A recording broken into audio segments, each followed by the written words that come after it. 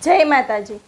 વૃષભ રાશિના લોકોને કેવો રહેશે આવનારો મહિનો? વૃષભ રાશિના લોકોની મહિનાની શરૂઆતમાં જ શુક્ર તમારી રાશિમાં આવશે, એટલે જુલાઈ મહિનાની શરૂઆત જ તમારા માટે જબરદસ્ત રહેવાની છે।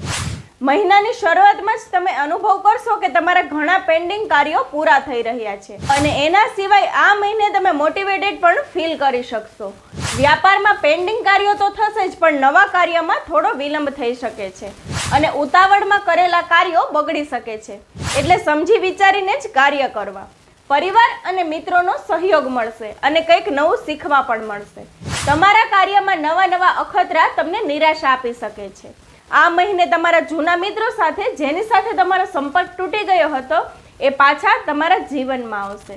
પ્રેમ સંબંધ માટે આ સમય ઘણો સારો છે, અથવા પ્રેમ સંબંધને વિવાહમાં પરિવર્તિત કરવા માટે પણ આ સમય શુભ છે। જીવનસાથી સાથે ક્વોલિટી ટાઈમ વિતાવવા માટે પણ આ સમય સારો છે, અને લોન લેવી પડે તો તમારે મંગળવારે લોન ન લેવી। આ મહિને મનોદશા ચિંતિત અને ગભરાહટવાળી રહેશે। ખંભાના ઉપરના અંગોમાં સમસ્યા થઈ શકે છે, અને વાહન ચલાવવામાં પણ આ મહિને ખાસ ધ્યાન રાખજો।